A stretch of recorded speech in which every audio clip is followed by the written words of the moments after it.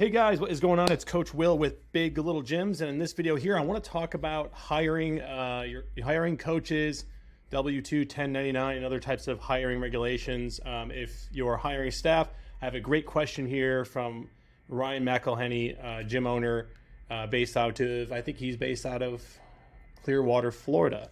And he's got a CrossFit gym there. He's been with us a couple of years. He's seen pretty steady growth with us and is doing really, really well. In fact, he's doing well enough to finally start making some hires and moving himself out of the day-to-day in the business type of role. So his question goes, finally hiring peeps. Hey, peeps are finally making the jump to officially hire our coaches. Stoked and freaking out. I brought it up in our staff meeting last month, so they're all aware of the change. Your hired contracts are prepared, and I'll be handing them out this Saturday. A couple of points I'd like some input on, if you'd be so kind. I have a couple of coaches who've been told they do not like the idea of being on W-2 or 1099, which that's a red flag right there. We're going to address that. And I'm looking for a couple of options on ways to present the contracts to come from a place of this is in the best interest of them in the gym. Lastly, I have a social media person who will be a better fit for 1099 versus W-2. Her requirements are that she should take 3 to 4 hours a week. Her membership should be comped like a W-2. Any advice on the best way to have her track her time and workout? Okay, workload. Another gym owner in the program already jumped on here and responded. This is less than an hour ago, so we're already getting some responses here from other gym owners in our program.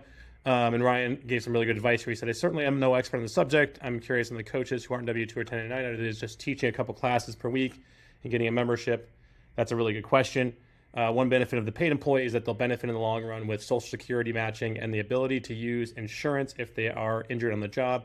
Just a couple things that jump out at first thought. Okay, that's also good advice. Okay, cool. So first thing I want to address is the boring legal side of it, right? Because like for sure you can get yourself into some hot water here with the whole W-2 versus 1099 thing here as an employer.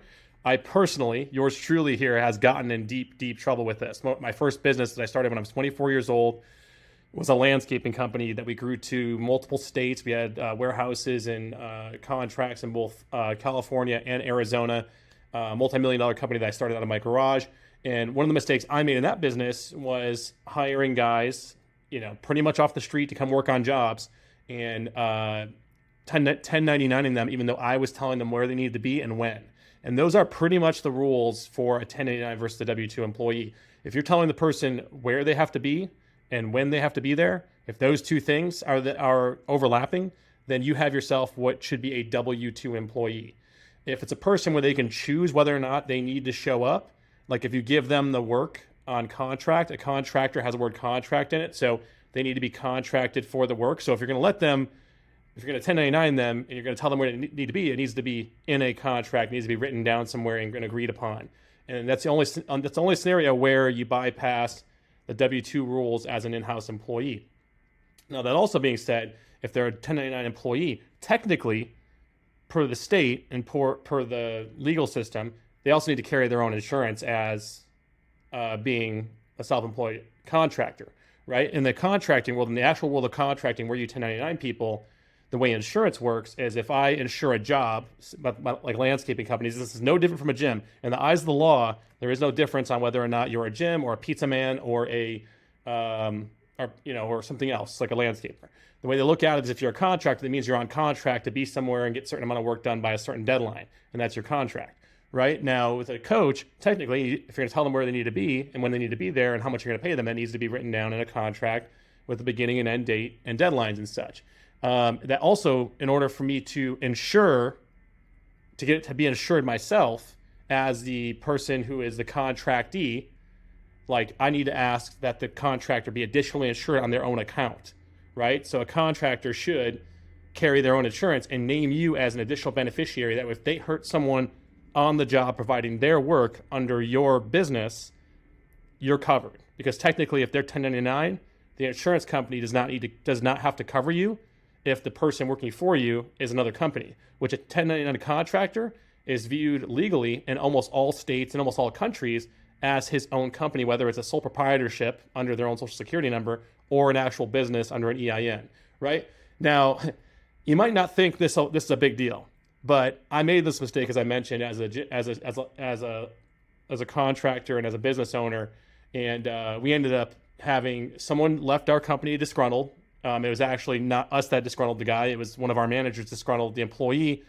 And in the landscaping world, you have a pretty low level of sophistication, so these kind of disputes happen all the time where two guys didn't like each other. And so the guy left, and just to make his manager, our employee's job hard, he went and reported us to the Department of Labor for all kinds of frivolous stuff that wasn't even real, even saying like that he was being 1099 when he shouldn't have been 1099, which he was actually, in that scenario, he was correct. He didn't know it, and he wasn't necessarily trying to. He was just trying to report us for whatever he could, just to make our lives hard for a few days, because when they report you, the Department of Labor shows up and pretty much starts to audit your stuff, which that alone is not worth it. Okay, it's not worth it. It disrupted our business for like 2 months, took me out of being able to do sales and marketing and grow the business. We pretty much had to just keep the wheels on for 2 months while we dealt with an endless number of documents that we had to get this auditor to show that like this guy, to try to hopefully fight this case, right? He ended up winning, and when he ended up winning, so did like 6 other people that didn't even take us to the legal system, because those people were under the same umbrella of rules. They were also 1099 in the scenario where they should have been W-2'd. And here I was thinking that we weren't doing anything wrong. There was no cruel intentions there. The guys actually, most of the guys that ended up getting awarded this judgment pretty much like didn't, they weren't looking for it, but they got lucky because because they were 1099 employees, we had to basically pay back all the unemployment tax and any Medicare, our half of Medicare. Because when you employ other people in the United States and in most other countries, when they're W-2 employees, you're responsible for half of their unemployment insurance and half of their Medicare, whatever state funded programs there are, that gets half subsidized by you and half subsidized by the employee. When you're reporting someone as 1099, you're not paying that stuff. So when the state finds out that you've been W-2ing them, or that you've been 1099ing them when you should have been W-2ing them, they basically say you have to go pay all that back. And I'll tell you, like paycheck by paycheck, it's not that much money. It's like 5% more. So if you're paying out $10,000 in payroll, it's an extra $500 a month. But when you do that for years across several employees, it stacks up. And that's what happened to us. We ended up owing in the neighborhood of like $40,000 in back, basically employment insurance benefits and state-funded program benefits that were our responsibility. And when they find out you did that, they double them. So we ended up paying like $70,000, $80,000 on that. Right? It really took us for a ride and burnt us out. It was one of the last straws that broke the camel's back on that particular business, which we ended up basically like liquidating that business and selling off the bits and pieces. Not much long after. It wasn't that alone, but it was a series of these kinds of mistakes that we made early in business that I'm now learning and benefiting a lot from later in life, that early on were big consequences for us. And for most gym owners, you don't need to deal with that. If you're telling them where to be and when to be there, and like you're going to basically stay home and depend on them to be there, W-2 the person, right? W-2 the person. Don't make handshake agreements. Put them on payroll. Also, for tax purposes, if you're paying people, if you're putting them on payroll, that's a tax deduction. That's a write-off. And this is not legal advice. This is just the tax code. Legal advice you can go talk to your tax advisors about, but the tax code says that if I pay somebody to as an employee, that's an expense, which means I don't have to pay taxes on the money because I write it off. That person pays taxes on the money, right? By them not allowing you to W-2 or even 1099 them, you're basically like nullifying that, right? And also, here's the bigger thing. Above all those legal things is the mindset behind it, right? At the end of the day, you're trying to grow your business and you want to build a superstar team. What you don't want to invest in is people that essentially are just here temporarily. They're not taking it seriously. They're basically looking to punch a clock and get whatever the benefit is, whether it's pay or a trade for membership, and like not have any responsibility. And they're essentially not bought into your business, right? They might care about your community, but we made the mistake of doing that in our gyms many, many times early on before we learned our lessons, that like enabling people that really just want a rise in status within your community doesn't often benefit you as the business owner, because they're pretty much going to coach and they're going to leave. They're not going to, if there's a mess left behind during the class, they're just going to, a lot of times they're not taking ownership of everything. They're not really bought in as a full team member of your team, right? What you want is people that are like, hey, I'm making the jump. I'm on the team. I'm in defense of the team. And I'll tell you, when you take people that are still kind of half a foot in the community side of your gym and half a foot in the leadership side of your business, they will almost always take the side of your community. And sometimes as a business owner, the decisions you have to make to grow the business and to also provide your clients a better long-term experience in the short term might be at odds with what the community thinks is best. And I made a lot of decisions in my business, in my time as a gym owner. There are very momentous decisions that were hard in the short term. And often a lot of people, including my members, hundreds of members of my gym, did not see the vision behind, but a year later thanked me for it. And there was a lot of friction there. There was a lot of friction. There were hordes of people at some points that wanted to quit the gym and burn it down because of the direction we were taking it. And then they all got through it. They all got on the other side of it. And they all got through it. Oops, sorry, guys. My thing here decided to clock out on me because it's 7 o'clock.